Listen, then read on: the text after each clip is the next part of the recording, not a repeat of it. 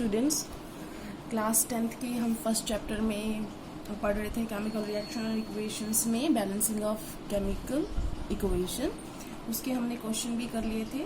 Third question पे थे हम, जो मैंने आपको करने के लिए दिया था। एक बार उसे समझा देती हूँ मैं, अगर आप लोगों को कुछ दिक्कत आई हो तो। उसमें क्वेश्चन नंबर जो 3 था, उसका फर्स्ट पार्ट मैंने सॉल्व करके दिखा दिया था आपको कि आपकी टर्म्स के साथ आपने स्टेट सिंबल्स के साथ आपने कैसे लिखना है। तो वो मैंने बताया था कि बेरियम क्लोराइड का एक्वा सॉल्यूशन, तो BaCl2 फॉर्मूला हो जाएगा। एक्वा सॉल्यूशन है तो AQ लिखेंगे। सोडियम सल्फेट के एक्वा सॉल्यूशन के साथ Na2SO4 के एक्वा सॉल्यूशन के साथ रिएक्शन करता है तो अवशेप बनता है बेरियम सल्फेट का, प्रेसिपिटेट बनता है बेरियम सल्फेट का। अवशेप मतलब अघुलनशील पदार्थ, इनसॉल्युबल सॉलिड, तो उसको हम सॉलिड स्टेट में दिखाएंगे। प्लस NaCl का एक्वा सॉल्यूशन बनता है, जलीय विलयन। तो अगर इसको बैलेंसिंग करेंगे तो आपको left hand side, right hand side सब सिखा रखा है। आप देखेंगे वो बैलेंस नहीं है क्योंकि इस साइड 2 Na है और इस साइड 1 Na है। तो जब आप दोबारा उसी इक्वेशन को लिखेंगे फिर आप इसको बैलेंसिंग करेंगे। उस हिसाब से आपने करना था पूरा बड़ा क्वेश्चन करके। मैं आपको सिर्फ बैलेंसिंग बता रही हूँ, आप बाकी आप खुद कर सकते हैं। अब यहाँ पर आपको देखो 2 क्लोरीन दिखाई दे रहे हैं और यहाँ पे 2 Na दिखाई दे रहे हैं। तो अगर हम यहाँ पर 2 रख देते हैं तो ये दोनों की पूर्ति हो जाती है, दोनों फिल कंडीशन कर देते हैं। इस साइड भी 2 क्लोरीन है, इस साइड भी 2 क्लोरीन है, इस साइड भी 2 सोडियम है, इस साइड भी 2 सोडियम है। अब आप left hand side, right hand side करके लिखेंगे तो देखो बेरियम एक barium, 2 chlorine 2 chlorine, 2 sodium 2 sodium, 1 sulphur 1 sulphur, 4 oxygen 4 oxygen. अब ये आपकी इक्वेशन बैलेंस हो गई है। दूसरा क्वेश्चन जो था वो था सोडियम हाइड्रोक्साइड का विलयन। तो सोडियम हाइड्रोक्साइड का विलयन, इसका मतलब NaOH, ये एक्वा सॉल्यूशन हो गया। उसके बाद HCl का हाइड्रोक्लोरिक अम्ल का, ये भी एक्वस हो गया। जब इन दोनों को मिलाते हैं तो NaCl का जलीय विलयन बनता है, ये भी एक्वस है। प्लस में जल बनता है, जल को हम लिखेंगे H2O और क्योंकि ये लिक्विड स्टेट में है तो L।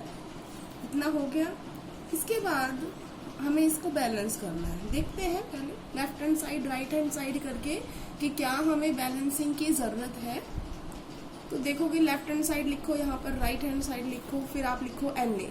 यहाँ पर 1 Na है, यहाँ पर भी 1 Na है, यहाँ पर 1 ऑक्सीजन है, यहाँ पर भी 1 ऑक्सीजन है, यहाँ पर 2 हाइड्रोजन है, यहाँ पर भी 2 हाइड्रोजन है, यहाँ पर 1 क्लोरीन है, राइट हैंड साइड में भी 1 ही क्लोरीन है। तो ये इक्वेशन बैलेंस करने की जरूरत ही नहीं है क्योंकि ये ऑलरेडी बैलेंस्ड है। तो आप सिर्फ left hand side, right hand side, उनके एलिमेंट्स के डिजिट लिख के कि ये कितना है, ये कितना है, लास्ट में लाइन लिखोगे कि इसे बैलेंस करने की जरूरत, इसे संतुलित करने की आवश्यकता नहीं है क्योंकि ये ऑलरेडी बैलेंस्ड है। तो आप कहेंगे कि दी गई समीकरण पहले से ही संतुलित है, तो इसे और संतुलित नहीं कर सकते। बस this equation is already balanced, ये आपने लिखना है। ये आपका क्वेश्चन हो गया यहाँ तक। अब आप आते हैं नेक्स्ट टॉपिक पे। अब इसके अंदर नेक्स्ट टॉपिक है टाइप्स ऑफ केमिकल रिएक्शंस।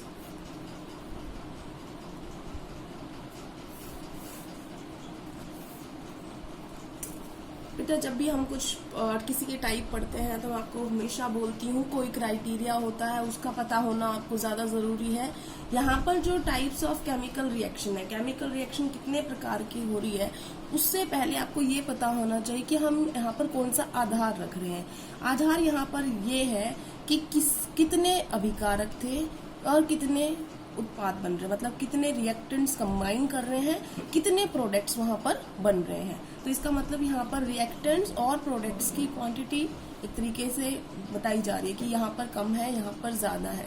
तो रिएक्टेंट्स और प्रोडक्ट्स के अमाउंट के हिसाब से, उसके आधार पे हम इसको डिवाइड कर रहे हैं। 4 प्रकार की होती है केमिकल रिएक्शन इस हिसाब से।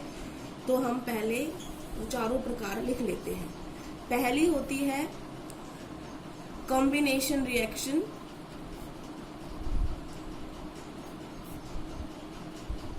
बेटा रिएक्शन को शॉर्ट में लिखने के लिए मैं RXN लिख रही हूँ, रिएक्शन पूरा ऐसे ही स्पेलिंग होती है उसको। तो कॉम्बिनेशन रिएक्शन का हिंदी में नाम होता है, या तो आप उसे संयोजी लिख देते हैं या संयोजन। तो यहाँ पर संयोजी या संयोजन दोनों ही एक ही हैं। संयोजी भी बोल देते हैं कहीं कहीं पर, संयोजन भी बोल देते हैं। संयोजन अभिक्रिया, ये पहली टाइप हो गई। दूसरी टाइप इंग्लिश मीडियम में जो बच्चे हैं वो कॉम्बिनेशन याद करेंगे। सेकेंड टाइप क्या हो गई? डिकम्पोजिशन।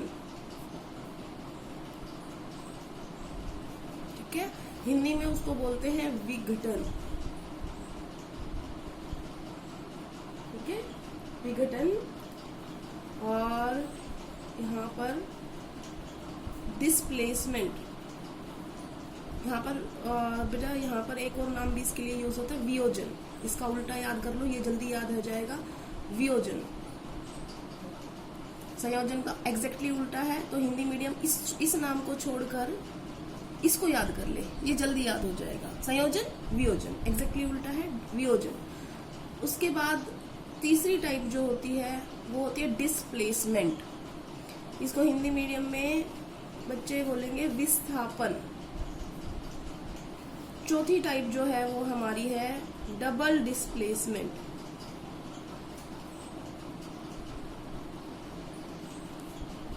द्विविस्थापन।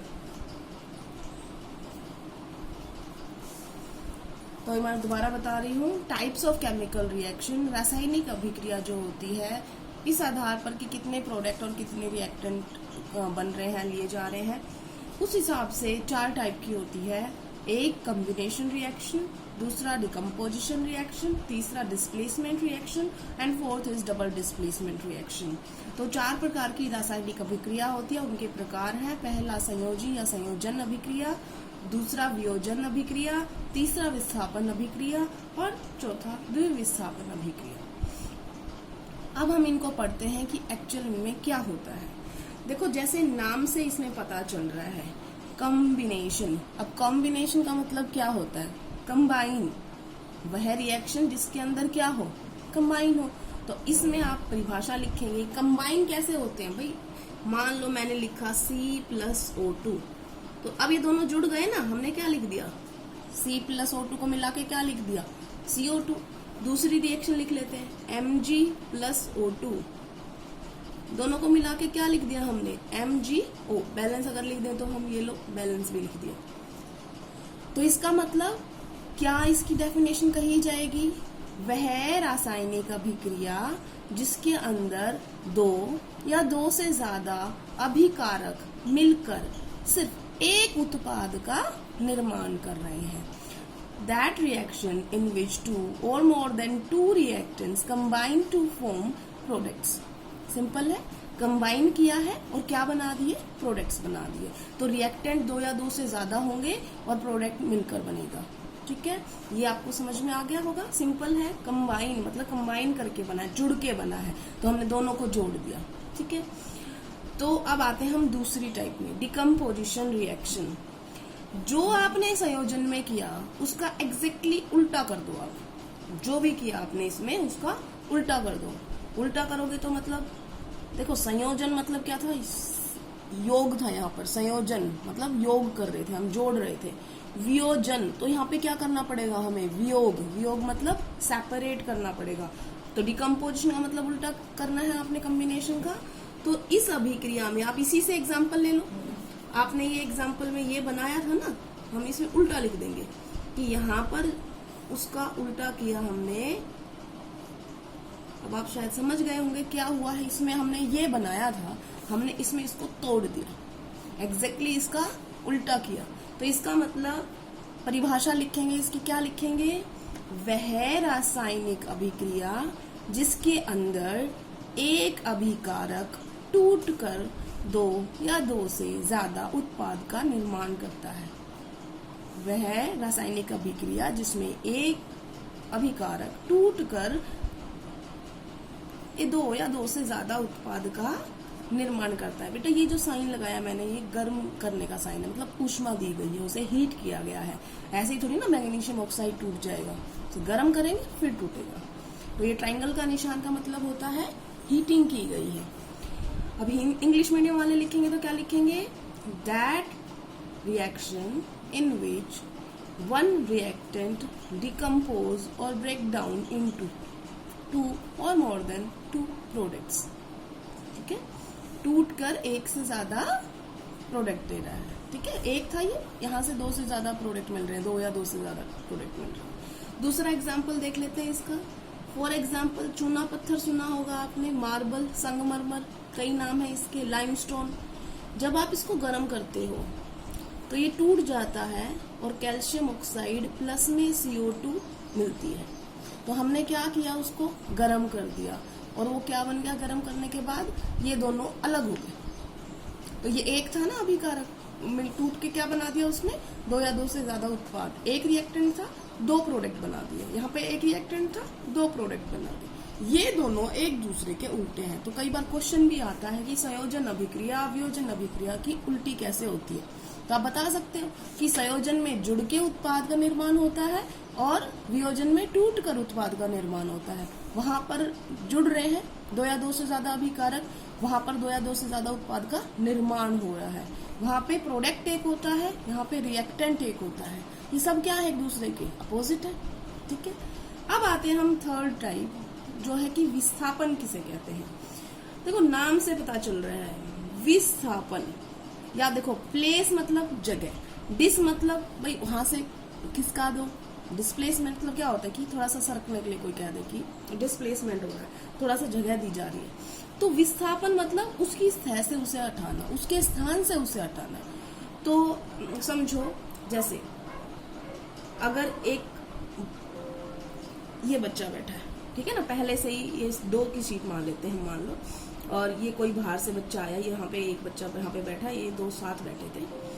ये 9th क्लास का बच्चा है, इतने में कोई 12th क्लास का बच्चा आता है, वो कहता है कि मैं बैठूंगा, आप खड़े हो जाओ। तो उठ जाएगा कि नहीं उठ जाएगा, उठ जाएगा ऑटोमेटिकली, क्योंकि 12th क्लास का बच्चा बोल रहा है 9th वाले को। और और छोटी क्लास ले लो अगर आपको लग रहा है कि नहीं उठेगा, मान लो नर्सरी का बच्चा है, नर्सरी का बच्चा और ये 5th का बच्चा है। 5th वाला बच्चा आएगा, नर्सरी वाले बच्चे को खड़ा करने के लिए कहेगा तो वो खड़ा हो जाएगा ना अपनी जगह से। तो इसका मतलब क्या हुआ, यहाँ पर जो जगह थी किसकी थी, नर्सरी क्लास वाले बच्चे की, वो जगह किसने ले ली, 5th क्लास वाले बच्चे ने। क्यों ले ली, क्योंकि वो एज कंपेरिजन टू दिस वो ज्यादा स्ट्रोंग है। ये बात मैं क्यों समझा रही हूँ, यहाँ पर जो रिएक्शन हो रही है उनके अंदर क्या होता है, ज्यादा अभिक्रियाशील तत्व कम अभिक्रियाशील तत्व को उसकी जगह से हटा देता है। उसके जगह में बैठा होगा कम अभिक्रियाशील तत्व, अगर बाहर ज्यादा अभिक्रियाशील तत्व आएगा तो वो उसकी जगह से हटा देगा। अब हमें पता कैसे चलेगा कौन सा मेटल ज्यादा रिएक्टिव है, कौन सा कम रिएक्टिव है, तो उसके लिए मैं आपको एक छोटी सी ट्रिक बताती हूँ। वो आप हमेशा ध्यान रखोगे तो आपको कभी दिक्कत नहीं आएगी किसी की रिएक्टिविटी पता करने में। तो फॉर एग्जाम्पल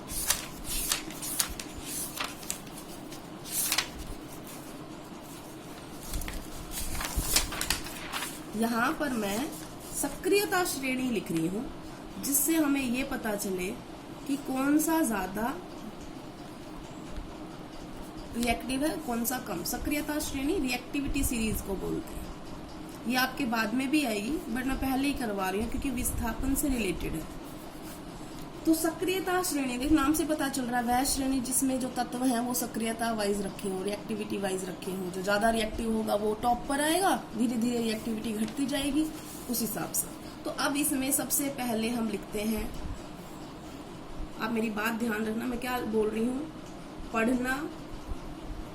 पहले मैं लाइन लिख देती हूँ ताकि आपको दिक्कत ना हो। पढ़ना, साइंस, मैथ, जिल, हाई कोर्ट का मैसेज है। ठीक है ना, पढ़ना, साइंस, मैथ, जिल, हाई कोर्ट का मैसेज है। अब इस लाइन को आप याद कर लो, आपको याद रहेगी हमेशा। ये लाइन याद रख लोगे तो आपको कोई सक्रियता श्रेणी याद करने की जरूरत नहीं है। अब हम लिख रहे हैं इसको, देखो पढ़ना, पढ़ना, ठीक है, पी से पढ़ना हो गया। साइंस, तो साइंस में एस और सी, पढ़ना, साइंस, मैथ, मैथ्स एम से शुरू हो गया, मैथ। जिल, जिल मैंने बीच में ऐड किया है, इसको आप यूज कर लें बस। पढ़ना, साइंस, मैथ, जिल, हाई कोर्ट का मैसेज है, मैसेज है। ठीक है, ये आ गया। अब देखो कहां पर कौन सा है। पढ़ना, पढ़ना मतलब पोटेशियम,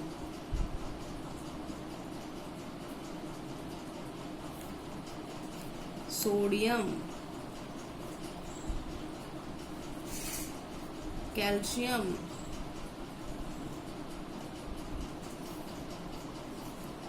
मैग्नीशियम। अगर आप और भी ऐड करना चाहो तो मैथ का ए भी ले सकते हो आप। एल्यूमिनियम, जिल का zinc, iron, iron, lead, hydrogen, copper, M से मर्क्यूरी, एस से सिल्वर, जी से गोल्ड। अब आपको इतने सारे एलिमेंट्स का एक बार में पता चल गया कौन सा ज्यादा रिएक्टिव है, कौन सा कम है। सबसे ऊपर वाले ज्यादा रिएक्टिव है, फिर धीरे धीरे सक्रियता घटती जा रही है। तो अब देखो, पढ़ना याद रह जाएगा, पढ़ना, साइंस को एक साथ लिखा था हमने, पढ़ना, साइंस, मैथ के लिए एम में ले लिया हमने, मैथ, जिल, हाई कोर्ट, मैसेज। बस पढ़ना, साइंस, मैथ, जिल, हाई कोर्ट, मैसेज याद रह जाएगा। अब पी से पोटेशियम, एस से सोडियम, सी से कैल्शियम, एम से मैग्नीशियम, ए से एल्यूमिनियम, जेड से जिंक, आई से आयरन, एल से लेड, एच से हाइड्रोजन, सी से कॉपर, एम से मर्क्यूरी, एस से सिल्वर, जी से गोल्ड। अब इनके मैं सिंबल लिख देती हूँ ताकि कभी फ्यूचर में आए तो आपको उनका पता हो। पोटेशियम के लिए सिंबल क्या होता है, के। सोडियम के लिए क्या होता है, Na। कैल्शियम के लिए क्या होता है, Ca। मैग्नीशियम के लिए क्या होता है, Mg। एल्यूमिनियम के लिए Al। जिंक के लिए Zn। आयरन के लिए Fe। देखो बस सब ध्यान रह जाएगा, आयरन का ध्यान से रखना। Iron Fe, lead Pb, hydrogen H, copper Cu, mercury Hg, silver Ag, gold Au। ये आपके सारे एलिमेंट्स आ गए हैं। आपने रिएक्टिविटी सीरीज एक तरीके से याद भी कर ली होगी अभी तक।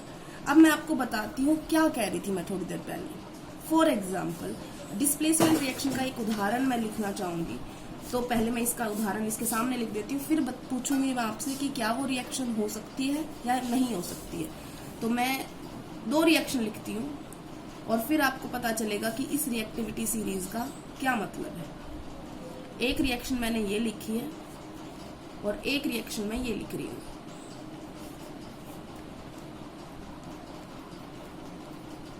दो रिएक्शन लिखी हैं और दोनों की दोनों विस्थापन अभिक्रिया लिखी है। इसमें से इन दोनों में से एक ही टाइप की रिएक्शन होती है, एक नहीं होती है। ठीक है, तो विस्थापन तो आप समझ गए होंगे क्या हुआ है कि जो बाहर आया उसने एक एलिमेंट को उसकी जगह से हटा दिया, खुद उसकी जगह पे चला गया। बाहर कोई एलिमेंट है, वो आया, पहले से कोई यौगिक बना के बैठा था, उसको उसकी जगह से हटाया, खुद बैठ गया उसकी जगह, तो ये होगा विस्थापन। लेकिन मैं कह रही हूँ इन दोनों में से एक रिएक्शन जो है वो गलत है, वो हो ही नहीं सकती। तो आप पता कैसे लगाओगे इसमें? तो मैंने शुरुआत में ही आपको क्या बोला था, विस्थापन अभिक्रिया की परिभाषा क्या बताई थी? वह अभिक्रिया जिसमें एक ज्यादा अभिक्रियाशील तत्व कम अभिक्रियाशील तत्व को उसके यौगिक में से निकाल देता है।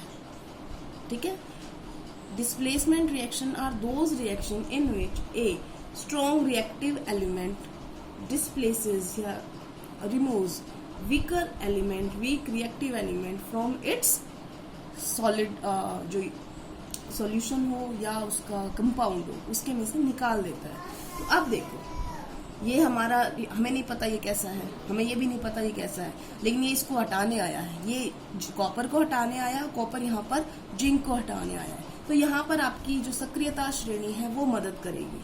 अब मैंने आपको क्या बताया था कि ऊपर वाले रिएक्टिव है, नीचे सक्रियता घटती जा रही है। तो आप ढूंढो जिंक और कॉपर में से ज्यादा रिएक्टिव कौन है। तो जिंक कहाँ है, देखो ये रहा जिंक, ठीक है, और कॉपर कहाँ है, ये रहा कॉपर। अब आपसे पूछती हूँ ज्यादा सक्रिय धातु कौन सी है, जिंक है। तो इसका मतलब ये कौन सी क्लास का बच्चा हुआ, ये 5th स्टैंडर्ड का है, और ये कौन सी क्लास का है, नर्सरी क्लास का। सक्रियता में क्या है, नीचे है ना। तो ज्यादा सक्रिय कम सक्रिय को उसकी जगह से निकाल सकता है। इसका मतलब ये रिएक्शन हो जाएगी, क्योंकि ज्यादा सक्रिय ने कम सक्रिय को उसकी जगह से निकाल दिया, ठीक है। अगर ये वाली रिएक्शन कोई कहे क्यों नहीं हो सकती, तो देखो आप, ये क्या है, ये नर्सरी का बच्चा है, 5th वाले को बोलता है हट जाओ, नहीं हटेगा। क्यों नहीं हटेगा, क्योंकि वीकर है ना। कम सक्रिय धातु ज्यादा सक्रिय धातु से उसको नहीं हटा सकती, कम सक्रिय धातु ज्यादा सक्रिय धातु को उसके यौगिक में से नहीं निकाल सकती। इसका मतलब ये रिएक्शन पॉसिबल नहीं है। तो आप तुम्हें समझ में आ गया विस्थापन अभिक्रिया क्या कहते हैं। जब ज्यादा सक्रिय तत्व, ज्यादा अभिक्रियाशील तत्व कम अभिक्रियाशील तत्व को उसके यौगिक में से निकाल दे, वह अभिक्रिया विस्थापन अभिक्रिया कहलाती है। That reaction in which a very reactive element displaces weak reactive element from its compound or its solution, then this reaction is called displacement reaction. तो इसका एग्जाम्पल क्या लिख दिया हमने, जिंक प्लस में CuSO4 gives ZnSO4 प्लस में Cu। अब आप इनमें से किसी के साथ भी बना सकते हो। फॉर एग्जाम्पल जिंक आयरन से भी ज्यादा स्ट्रॉन्ग है, तो आप एक रिएक्शन और लिख सकते हो, क्या, zinc plus iron sulphate will give rise to ZnSO4 plus में आयरन, क्योंकि जिंक ज्यादा रिएक्टिव है आयरन से। इतना समझ में आ गया। उसके बाद हम आते हैं डबल डिस्प्लेसमेंट रिएक्शन पे। तो डबल डिस्प्लेसमेंट रिएक्शन क्या होती है, देखो नाम से ही पता चल रहा है, डबल मतलब 2 बार, डिस्प्लेसमेंट की 2 बार डिस्प्लेसमेंट है। तो 2 बार डिस्प्लेसमेंट है, तो अभी तो आपने पढ़ा था क्या, देखो जब आपने एक बार विस्थापन पढ़ा तो सिर्फ एक कंपाउंड लिया और बाहर एक तत्व लिया। अगर 2 बार विस्थापन हो रहा है तो इसका मतलब इसका इधर जाएगा एलिमेंट और उसका इधर जाएगा। तो इसका मतलब जब मैं यहाँ पर डबल डिस्प्लेसमेंट का एक एग्जाम्पल आपको समझाना चाहूंगी पहले। तो डबल डिस्प्लेसमेंट का देखो फॉर एग्जाम्पल हमने लिया यहाँ पर BaCl2 प्लस में Al2SO4 की rise will give rise to BaSO4 plus में। ये रिएक्शन आपने शायद थोड़ी देर पहले बैलेंसिंग में भी पढ़ी थी, तो ये हमने कर दी है बैलेंस, यहाँ पर हो गई है बैलेंस। अब आपसे मैं क्या कह रही हूँ, देखो क्या बना यहाँ पर प्रोडक्ट, देखो BaSO4। इसका मतलब Ba ने किसको रिप्लेस करके उसकी जगह पे आ गया, एल्यूमिनियम की जगह पे। तो वो ऐसा नहीं हुआ कि एल्यूमिनियम घर छोड़ के चला गया, वो उसकी जगह पे आ गया। बेरियम ने सल्फेट के साथ प्रोडक्ट बनाया, एल्यूमिनियम ने क्लोरीन के साथ बना दिया। तो इसका मतलब कितनी बार विस्थापन हुआ, तीर का निशान का मतलब 1 बार विस्थापन, कितनी बार हुआ, 2 बार विस्थापन। तो डबल डिस्प्लेसमेंट में क्या होता है, आयंस एक्सचेंज होते हैं। जैसे तुम ये समझ लो, 2 बच्चे यहाँ बैठे थे, 2 बच्चे यहाँ बैठे थे, एक बच्चा यहाँ से उठ के आया तो वो कहीं और नहीं गया, इसी की सीट पे बैठा, और वो बच्चा जो उठ के गया वो उसकी सीट पे, सीट एक्सचेंज हो गई। तो यहाँ पर इसकी परिभाषा क्या कहेंगे हम, वह अभिक्रिया जिसके अंदर आयनों का आदान प्रदान होता है, that reaction in which exchange of ions occurs. यहाँ पर क्या होता है, एक्सचेंज ऑफ आयंस, ठीक है। एग्जाम्पल मैंने आपको बता दिया, इस टाइप का कोई और एग्जाम्पल। दूसरा अगर एग्जाम्पल लिखे तो BaCl2 प्लस में, इसमें थोड़ा सा चेंज कर लो, एल्यूमिनियम सल्फेट की जगह पे मैंने सोडियम सल्फेट लिख लिया, और ये बन जाएगा BaSO4 प्लस में 2 NaCl। शायद ये भी पहले आ चुकी है। तो ये भी किसका उदाहरण होगा, द्विवीय विस्थापन का, ठीक है। अगर आपको फिर भी थोड़ा सा डाउट है कि मैम नहीं समझ में आ रहा, कैसे कोई रिएक्शन से आप बताओगे कि कौन सा कॉम्बिनेशन है, कौन सा डिकम्पोजिशन है, तो एक छोटा सा आपको तरीका बताती हूँ। कॉम्बिनेशन में हमेशा आपको 2 या 2 से ज्यादा चीजें मिलेंगी और दूसरी साइड क्या मिलेगा, एक चीज। तो आपको जब भी रिएक्शन कोई दे तो आप ये देखो कि उनके बीच में बराबरी है कि नहीं है। एक साइड ज्यादा हो और एक साइड कम हो तो इन दोनों में से ही होगा कोई, क्योंकि इन दोनों में देखो ध्यान से अगर आप देखोगे, इस साइड भी 2 है, इस साइड भी 2 है, इस साइड भी 2 है और इस साइड भी 2 है। इसका मतलब अगर आपको कहीं पर प्रोडक्ट ज्यादा मिल रही है, रिएक्टेंट ज्यादा मिल रहे हैं, तो इन दोनों में से कोई होगा। अगर रिएक्टेंट ज्यादा है तो कॉम्बिनेशन, और अगर प्रोडक्ट ज्यादा है तो डिकम्पोजिशन। और अगर दोनों साइड 2-2 है, जैसे इन दोनों के केस में है, बराबरी है, तो आप कैसे पता लगाओगे? अगर एक हो तत्व और दूसरा हो यौगिक, एक हो एलिमेंट और दूसरा हो कंपाउंड, तो आपका मतलब वो डिस्प्लेसमेंट है। और अगर दोनों ही कंपाउंड हो, दोनों साइड, तो इसका मतलब वो क्या है, डबल डिस्प्लेसमेंट। ठीक है, तो इसके लिए मैं आपको एक प्रैक्टिस के लिए क्वेश्चन दे देती हूँ। For example